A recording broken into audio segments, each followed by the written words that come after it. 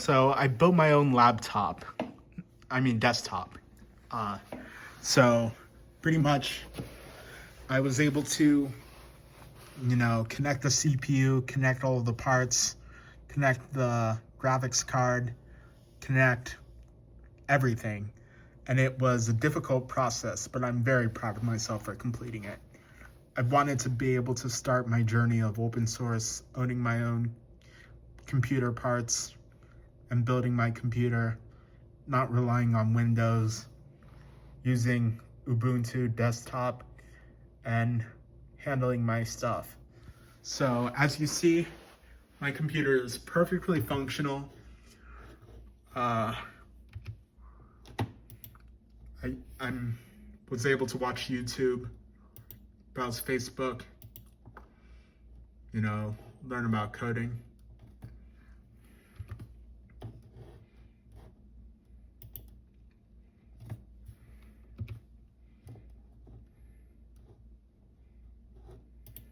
Anyways, I used Ubuntu desktop for my OS, and I'm happy about it. Very happy. It's all I ever wanted.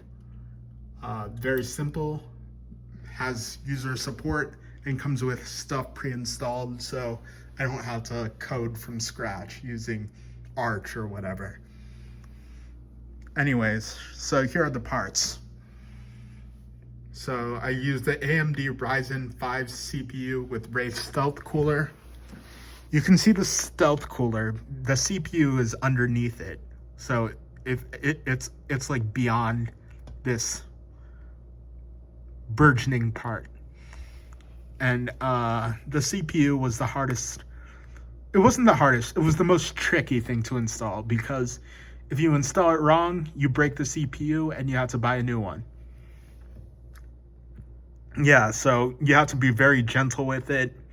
You have to be very careful with it. You can't drop it or else the parts are ruined, and it's a very sensitive, intricate thing because your central processing unit is using so much wiring and so much intricacies that it's just a very sensitive part. Anyways, I use the MSI Mag B550 Tomahawk motherboard, and the motherboard is pretty much the scaffolding. No, it's not the scaffolding, it's the foundation to your household that is your computer. So essentially all of the parts go on this. It spans very far, but it's like the board that everything is placed on. It's hard to see, but maybe it's more visible from the side. Here's the back of the motherboard. I kept my case open partially because I wanted to make sure that I had my power supply, which is an Apevia 900 watt. I wanted my power supply outside of my computer. And the reason why I put it outside of my PC box, which is an ATX Moraville. ATX or AT? ATX, yeah, ATX. The reason why I put it outside is because it was making too much noise when I put it inside in here. It was making way too much noise when I turned it on and put it in there. So I decided to take it out and to have more peace of mind, so it's running smoothly and silently. All right, so I use 32 gigs of RAM. I use the DDR4 32,000 or 3200. I'm pretty sure it's a 3200, but let's keep it like that for now. Anyways, the 32 gigs of RAM are installed in slot 2 and slot 4. There's two tiny slots that are 1 and 3. It was advised to me not to put the slots in 1 and 3 because unless I had multiple other than 4, but I was going for the minimalist budget computer setup. So I decided to go with slots 2 and 4, not go overkill on purchasing everything I want to purchase, you know, keeping things light, keeping things simple. So I use the King Spec 1 terabyte NVMe SSD.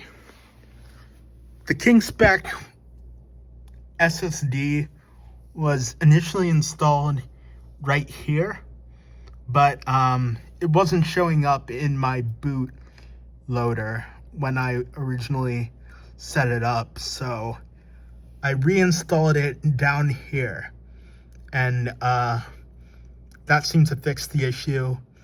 I also did some stuff with installing, like with adding an install for a bootloader update for the computer using my USB drive. And do I have it right now? I use the USB drive to install the OS. Yeah, right here. This is about 16 gigs. I used it to install Ubuntu desktop using my original computer, which is right here.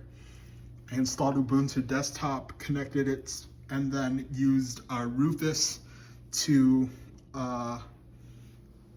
pretty much display the ISO file as it should, so it could run on this computer. And the problem was, I was having a problem getting the SSD connected, which, as I told you, but essentially the problem was solved when I moved the SSD down here. So I installed Ubuntu. I was having some issues, but the issues was with the SSD, because that's where all of your data is stored, and that's where you download everything. That's where your storage is. If you don't have storage, you can't do anything. So I was pretty much running a computer, my entire computer, out of this USB, which was stupid. All right, and the last two things was the Maxsun RX 580 8GB graphics card. That is right here. And I connected my monitor, which is a Scepter 20-inch professional monitor. I connected it. I had some problems initially connecting it, because I first connected it to the CPU because I assumed it was an integrated graphics card, but that was just like retarded, because I should have really just placed it where the graphics card is, because my CPU doesn't come with an integrated graphics card. So also I used a wired Ethernet connection. My internet is right here, and I connected it all the way here. I tried to use Bluetooth to connect to the internet, but it ended up using my cellular data, and essentially I don't want to like run overages on my hotspot. I could connect to wireless internet by turning my other computer on and then connecting it via Bluetooth, but that's just a pain in the ass to do, and I think I don't want to be turning another computer on just to install just to run my computer. So the wired Ethernet was the simple solution. Also, I got an audio jack. I was connecting the audio to I currently can't speak to other people using this computer because I don't have a microphone connection. And I tried connecting my AirPods via Bluetooth, which if this computer doesn't come with Bluetooth, but this is the Bluetooth. This is the Bluetooth connector that I bought at Walgreens. And the Bluetooth connector essentially didn't work for my AirPods. They work for connecting my phone, but for some reason, Apple hates Linux. So they don't want me connecting my AirPods, essentially. I tried connecting multiple times, tried changing the source code to allow like Breader versus Dual versus LE. None of that would work, so just connected my audio normally. I'll be buying a microphone soon for this, and then I'll probably get a surround sound system for this later. But yeah, focusing on open source, and I'm pretty proud of myself for doing this. It was a really good journey, and I'm really excited about doing upgrades to this computer, making this my own personal journey, and hopefully coding some stuff and using this for my financial ideas and my financial products that I plan to release. So that's it. I hope you enjoyed. If you have any questions, contact me at kwesibaye@gmail.com. It doesn't sound like how it's spelled, but you should be able to find it in my profile or my profile name. You can also contact me via Facebook, Instagram, and other means. Cell number if you look on my Yelp. So let me know if you need anything or have any questions, or if you want me to build a PC for you. If I help you buy the parts, I could help build a computer for you. So maybe if you want to start your open source journey but don't have the expertise, I could help with that. Let me know and we can stay in contact.